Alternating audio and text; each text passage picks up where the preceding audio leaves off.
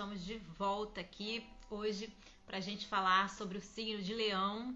A gente vai entrar em Leão em breve, então já dou esse presente para os meus amigos leoninos. Eu também sou leonina, então fica aí para todos vocês, ou quem tem ascendente Leão, Lua em Leão, qualquer tipo de influência em Leão, e também para que a gente possa aprender com o signo de Leão tudo que a gente precisa, né? Ou certas reflexões que nós precisamos fazer. Serve para todo mundo. Esse livro é muito bom. Esse livro chama-se A Astrologia do Destino. Ele tem como autora Liz Green. E eu gosto de todas as reflexões que ela faz nele. Bom, ela começa o signo de Leão com o seguinte trecho da Tempestade de Shakespeare. As 5 braças faz teu pai, o coral eram os seus ossos, as pérolas os seus olhos, nada dele se desvanece, mas no mar se transforma em algo rico e estranho. Bem interessante, né? É assim que ela introduz o signo. E ela coloca da seguinte maneira: o signo de Leão, como o de Touro, é falsamente simples. Acostumamo-nos às descrições do espécime majestoso majestoso e barulhento, do folclore popular. E poderíamos facilmente acreditar que esse signo não tem nenhum significado mais profundo, além da manifestação extrovertida e exibicionista do vigor da vida. Em Leão, porém, funciona um padrão surpreendentemente complexo. E a figura do rei no mito e no conto de fadas nos leva muito longe do leão convencionalmente frívolo e exibido, para um terreno muito mais místico. Há muito tempo estou convencida de que Leão, regido pelo Sol e consequentemente associado ao mistério da individualidade e do caminho predestinado da maturação individual, não trata realmente da criação de algo que possa ser aplaudido pelos outros. Num nível mais profundo, parece descrever o desenvolvimento da essência da pessoa ímpar e da busca de sua origem. Embora se suponha, né, que Leão seja o signo criativo, regente natural da 5ª casa, o exame de um grande número de pintores, poetas, romancistas e músicos revela uma preponderância de Gêmeos, Câncer e Peixes. Leão figura muito modestamente. Qualquer que seja a criatividade em questão, acredito que a grande criação de Leão deva ser ele mesmo. Portanto, a semelhança de Capricórnio, que vamos explorar no devido tempo, a gente já falou sobre Capricórnio, se vocês quiserem dar uma olhada, vou deixar aqui os outros links dos signos dos quais a gente já falou. Bom, e Áries, né? Capricórnio e Áries, semelhança de Capricórnio e Áries, que já vimos, o simbolismo de Leão gira em torno do tema do rei e seu filho, ou do herói e seu pai. E como vamos ver, embora o leão tenha muitas conotações femininas no mito e seja um dos animais que acompanham a mãe, a batalha entre o homem e leão está intimamente ligada à procura que o herói empreende pelo pai espiritual ou pelo valor transpessoal de sua vida. O leão fazia parte do zodíaco egípcio e babilônico, associado ao calor escaldante do sol nos meses de verão. Sekhmet, a deusa solar egípcia, tem cabeça de leão e quando está com raiva chamusca a terra. Mas os gregos identificavam o leão com a criatura que Héracles combateu em um de seus trabalhos, o leão de Nemeia, enviado por Hera da lua à terra para atormentar o herói, seu adversário. Por que esse leão teria de que vir da lua e da deusa. Vamos ver mais tarde. Porque esse leão tinha que vir da lua e da deusa a gente vai ver mais tarde, desculpem. Mas diz a história que essa primeira tarefa exigia que Héracles matasse a besta sem armas. Um velho indicou ao herói o caminho até o covil do leão. Chegando à distância apropriada, ele disparou uma flecha que atingiu a besta, porém Hera tinha tornado invulnerável e a flecha caiu no chão. Héracles então foi buscar sua massa, violando assim as regras do combate. O leão refugiou-se no covil, uma caverna com 2 entradas. O herói bloqueou uma das entradas com pedras e foi ao encontro do animal na escuridão. Depois de uma magnífica luta, conseguiu agarrá-lo pelo pescoço e estrangulá-lo. Em seguida, esfolou e desde então passou a vestir-se com essa pele. A história do homem em combate com a besta é o mais velho dos motivos arquetípicos. Já o encontramos nos mitos associados aos primeiros 4 signos. Num sentido mais amplo, é a batalha entre o ego em desenvolvimento e as suas raízes instintivas, que precisam ser domesticadas para que o indivíduo se torne realmente individual. Mas aqui o que é mais importante é o tipo específico de besta, pois se trata de um leão e não de um carneiro, um touro, um dragão, um monstro marinho ou um irmão hostil. Sekhmet, como já vimos, tipifica a natureza agressiva e belicosa do leão. Cibele, a grande deusa da Ásia Menor, anda numa carruagem puxada por 2 leões. Dionísio, que vamos encontrar mais tarde, também veste uma túnica de pele de leão. Uma pele de leão, como Héracles, e muitas vezes é retratado com leões em seu séquito. Porém, os atributos do leão, embora frequentemente associados ao feminino, são atributos muito quentes e belicosos, bem distantes da fria sabedoria da mãe reptilária. Jung diz o seguinte a respeito do leão: na alquimia, o leão, a besta real, é um sinônimo de Mercúrio, ou, para ser mais preciso, de um estágio de sua transformação. Ela é a forma de sangue quente do monstro devorador e predatório que aparece inicialmente como dragão. O leão belicoso tem a finalidade de expressar exatamente isso, a emotividade apaixonada que precede o reconhecimento dos conteúdos inconscientes. O leão também está associado à concupiscência e ao orgulho. Tem um aspecto inconfundivelmente erótico, daí a sua associação a Dionísio e Cibele, mas também é um animal combativo e sugere impulsos agressivos saudáveis, bem como destrutivos. No aspecto feminino, no caranguejo encontramos uma criatura de sangue frio do reino submarino ligada ao aspecto feminino. O leão, porém, pode ser domesticado e reagir à atenção do homem. A realeza egípcia e a persa tinham leões como bichos de estimação. Estamos diante de algo muito mais próximo da consciência, as paixões nobres do coração.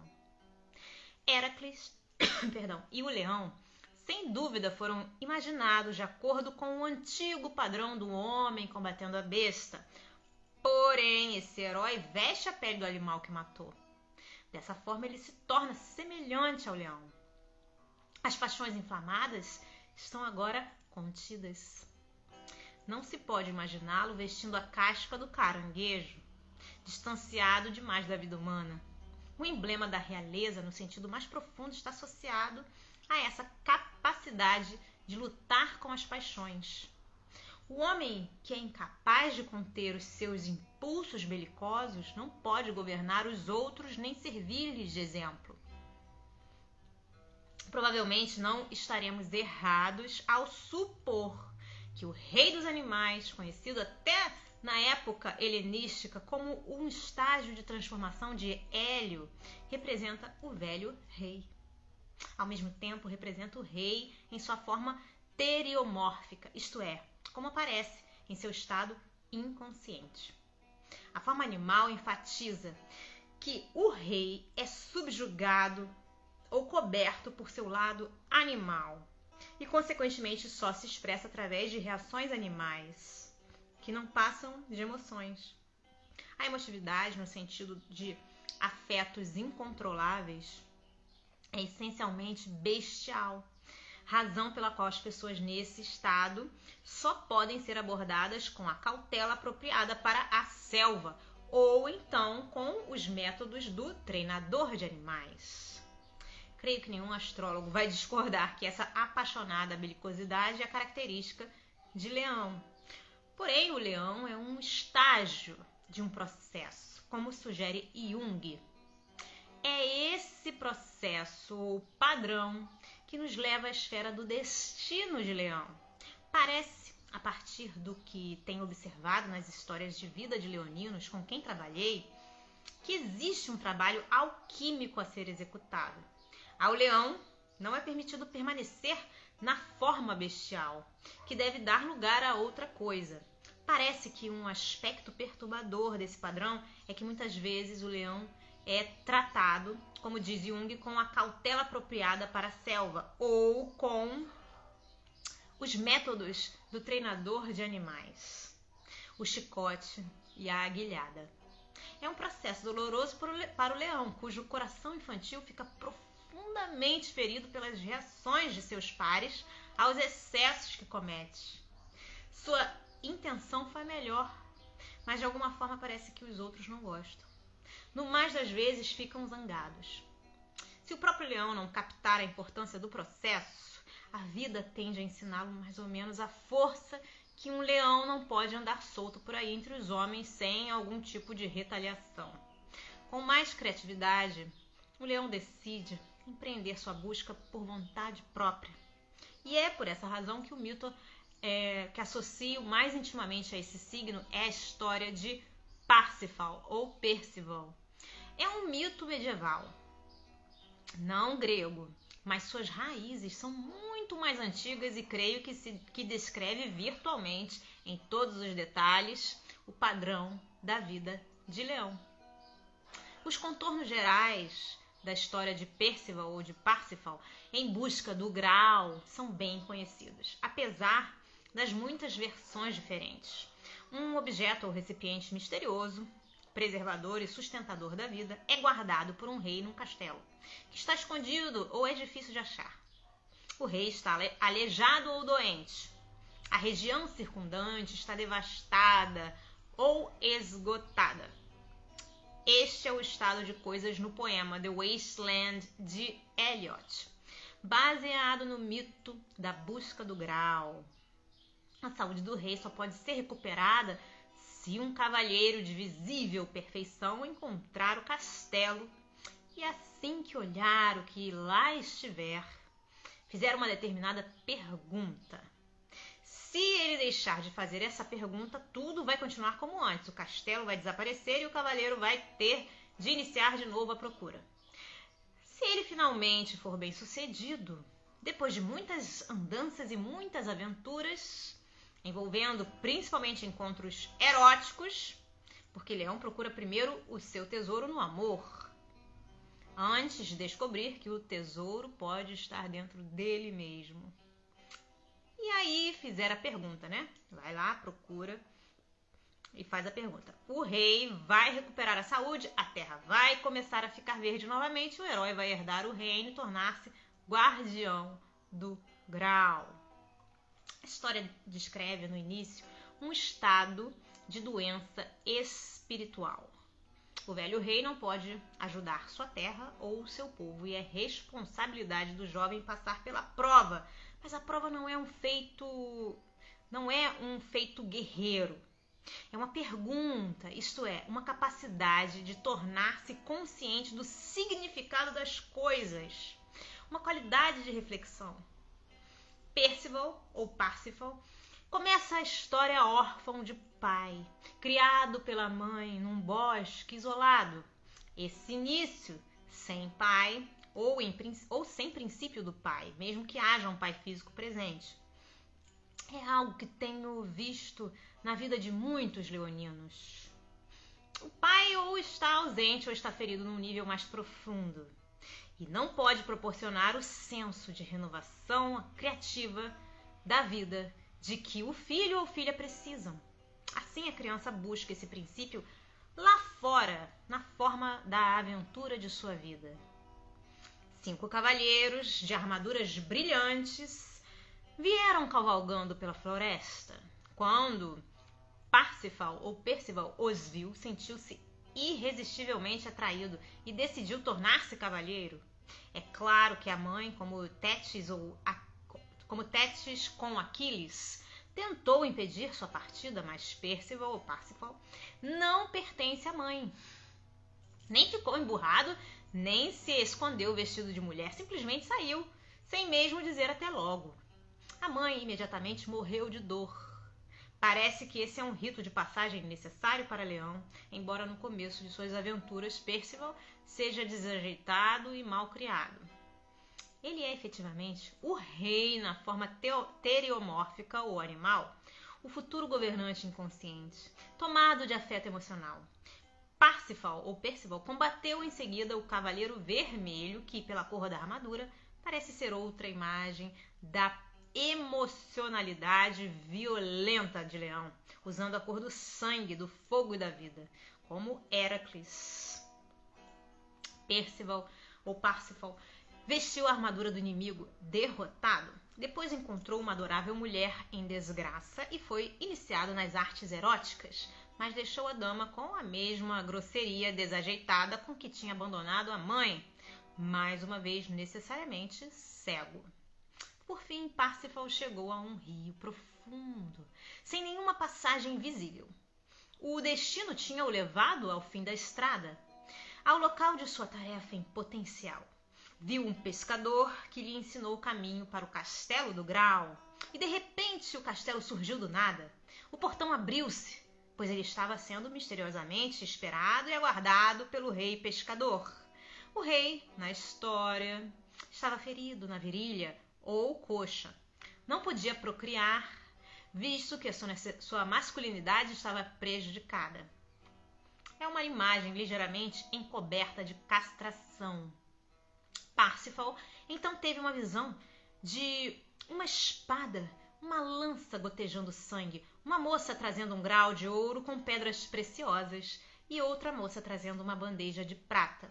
Os estudiosos do tarô reconhecerão nesses 4 objetos sagrados naipes de copas, espadas, paus e pentágonos, e os estudiosos de Jung reconhecerão a quaternidade que simboliza a inteireza do self. Enquanto esses 4 objetos sagrados passavam, Percival não ousou dizer nada.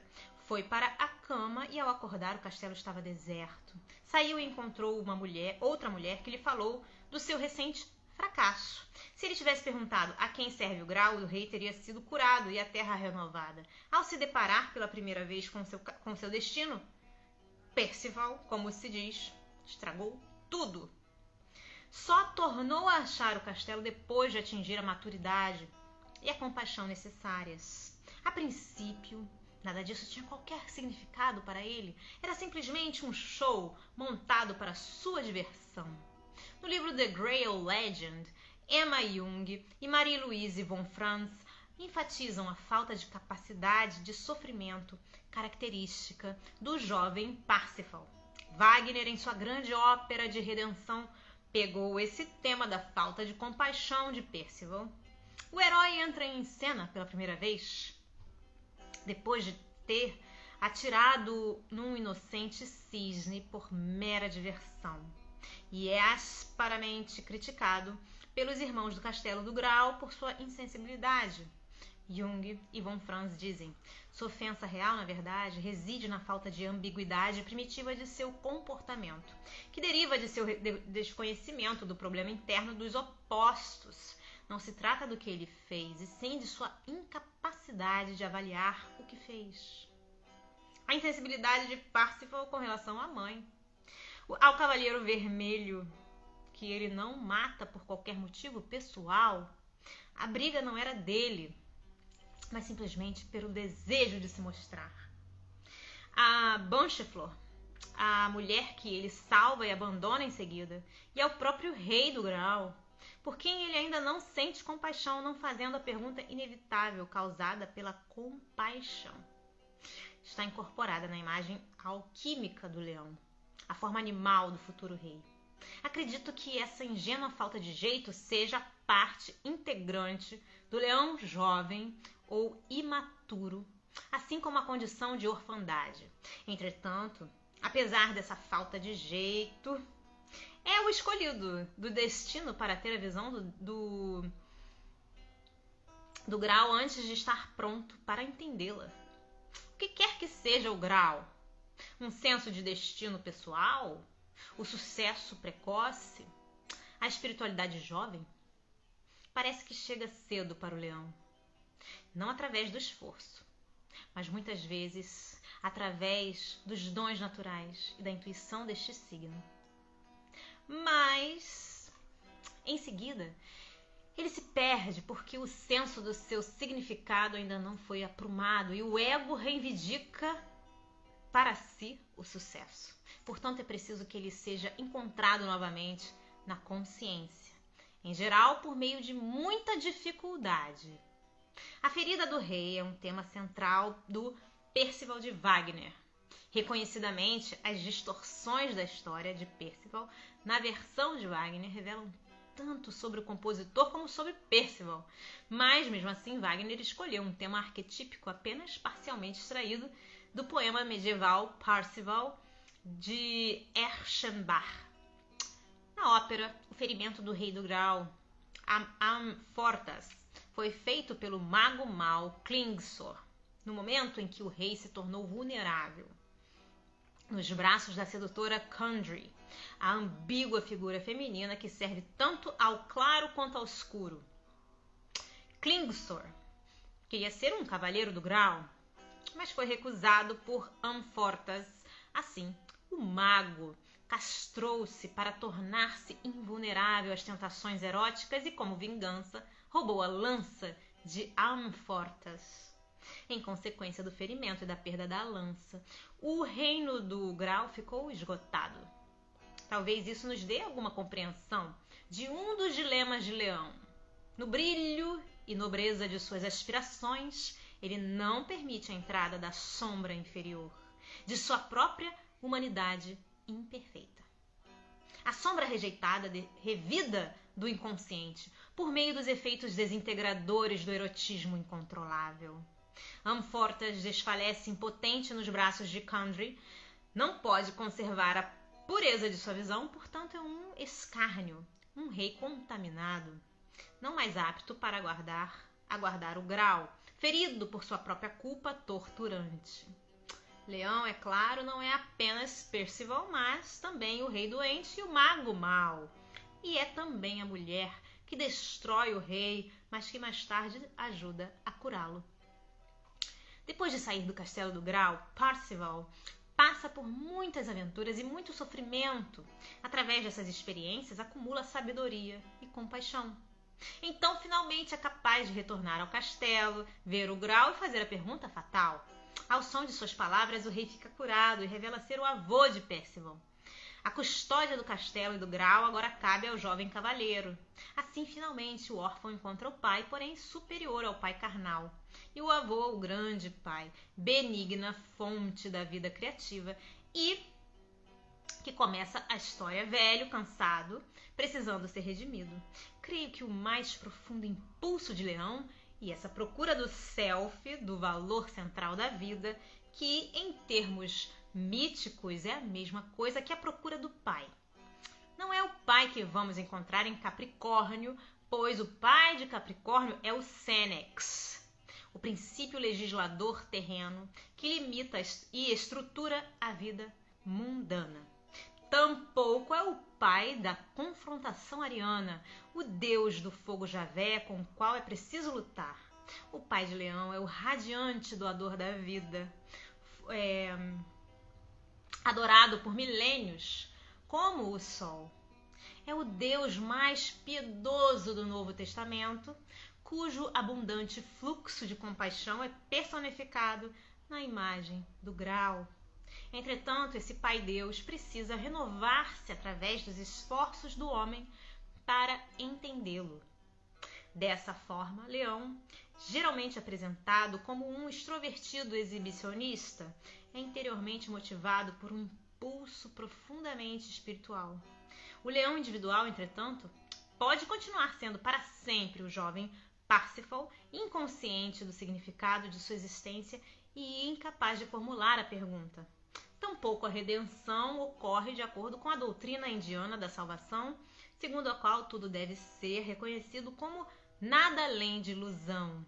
Aqui acontece de forma diferente, não pelos atos de um Deus, embora naturalmente seja Deo concedente, pois quem quer que a realize precisa ser a ela destinado por Deus, nem pela natureza, mas unicamente pelo resoluto esforço de um ser humano. Percival, assim como não se pode colocar nem mais nem menos do que isso no opus da alquimia ou da realização do self. É preciso observar, entretanto, que o caminho de Percival para o grau, o opus da alquimia e a realização do self, tem em comum com a forma cristã de salvação o seguinte: todos significam um opus contra naturam, isto é, não é a linha de menor e sim de maior resistência. A busca da realização individual naturalmente não pertence unicamente a Leão. É a trajetória básica da alma humana e adiante vamos falar mais sobre individuação e destino. Porém, o mito de Percival, embora num sentido mais amplo seja aplicável a todos os homens e mulheres, parece prefigurar às vezes, misteriosamente, o padrão de vida de Leão. Talvez a questão de descobrir o significado de ser um indivíduo seja uma preocupação básica para Leão, a questão mais importante que possa ocorrer-lhe. Portanto, não é surpreendente que Jung, ele mesmo um leonino, tivesse desenvolvido o conceito de individuação, que mostrou ser de tamanha importância para a moderna psicologia profunda. Essa era a questão que mais de perto falava a seu coração. Uma questão previsível, do ponto de vista do astrólogo, quando se conhece alguma coisa do cenário mítico do signo. Era naturalmente seu destino. Assim, o sucesso precoce que conheceu como discípulo favorito e herdeiro escolhido por Freud não era suficiente para ele. Como poderia ser? E efetivamente foi para outros. Seu próprio mito o compeliu a percorrer o caminho solitário em direção às profundezas, às suas profundezas, para que a visão da psique que acabou desenvolvendo viesse de sua experiência, de sua intuição, de sua pesquisa e de sua percepção. Foi um caminho tipicamente leonino, fazendo círculos cada vez mais perto de um encontro que Jung achava ser tanto uma experiência religiosa como instintiva. Sua decepção com o pai, um homem da igreja que tinha perdido a fé, também é característica do padrão. Jung atribuía suas aspirações, em grande parte a esse pai ausente. Isto é, sua procura por uma espécie diferente de pai, uma experiência direta do luminoso. Leão, como Capricórnio, vive muitas vezes essa decepção com o pai pessoal, que parece, geralmente é mesmo, ferido, impotente de alguma forma, espiritualmente aleijado, incapaz de fornecer uma visão amparadora da vida como experiência significativa e enriquecedora. Agora vamos deixar Percival para trás e considerar uma última imagem mítica relacionada a Leão: Apolo, o deus do sol. Essa divindade, cujo famoso santuário de eleitos mostrava, talhada em pedra, a ordem: homem, conhece-te a ti mesmo. É um Deus superior e mesmo grandioso. É uma imagem da elevação de espírito e é em si mesmo uma espécie de grau. Como coloca Walter Otto em The Homeric Gods, Apolo é a manifestação do divino entre a desolação e a confusão do mundo. É o mais sublime do panteão grego. Febo, um de seus epítetos, significa puro ou santo. Há algo de misterioso e inabordável desse Deus que obriga uma distância respeitosa. Há uma distância respeitosa. Apolo é o grande curador e purificador. Tira a poluição da realidade corporal e devolve o homem puro ao estado de graça. É algo assim a perda do senso do pecado inerente, que está vinculado à experiência do self. A relação de Apolo com o suplicante é a do Grau com Percival. E a pergunta é a mesma, daí a ordem na porta do templo, como diz Otto. A vida deve ser libertada dessas barreiras sobrenaturais, dos emaranhados demoníacos, sobre os quais nem a mais pura vontade humana tem poder. Apolo, portanto, aconselha ao homem em desgraça sobre o que deve ser feito e o que deve ser deixado de fazer, onde a reunião e a submissão podem ser necessárias. Na minha interpretação psicológica, Apolo é a imagem do poder da consciência, assim investido pelo self, que quebra a maldição e purifica o impuro, libertando a pessoa das barreiras sobrenaturais surgidas do escuro mundo do inconsciente. É o poder do ego em toda a sua glória, o vencedor da batalha com a serpente Python do inferno, o veículo de Deus como realização humana. Desculpem. É a ele que as pessoas oram quando precisam de visão clara, pois a sua flecha penetra até no mais sombrio dos problemas e a sua música aquieta o coração confuso e agitado. Apolo não é um deus de mulheres, na verdade. Não tem muita sorte com as mulheres que corteja, pois geralmente tem um rival mais bem-sucedido que ele. Muitas vezes é incapaz de conseguir o objeto desejado. Creio que Leão não é o mais fácil dos signos para as mulheres, visto que sua essência está tão nítida e brilhante associada ao reino dos fogos. Talvez seja por isso que muitas mulheres de Leão pareçam manifestar a leoa, a face mais emotiva do signo, em vez de se engajarem na longa luta para alcançar o senso de significado interior que Percival simboliza. Percival não pertence exclusivamente nem a homens nem a mulheres, pois a individualidade não é prerrogativa de nenhum dos dois. Tampouco é o problema de redenção pela compaixão e da compreensão de uma fonte mais profunda que é a verdadeira criadora da personalidade. Bom, gente, ficamos por aqui por hoje. Um grande abraço a todos os meus amigos de Leão, quem está lendo, quem está acompanhando. Um beijo grande, Deus abençoe, parabéns. Até a próxima. Tchau, tchau.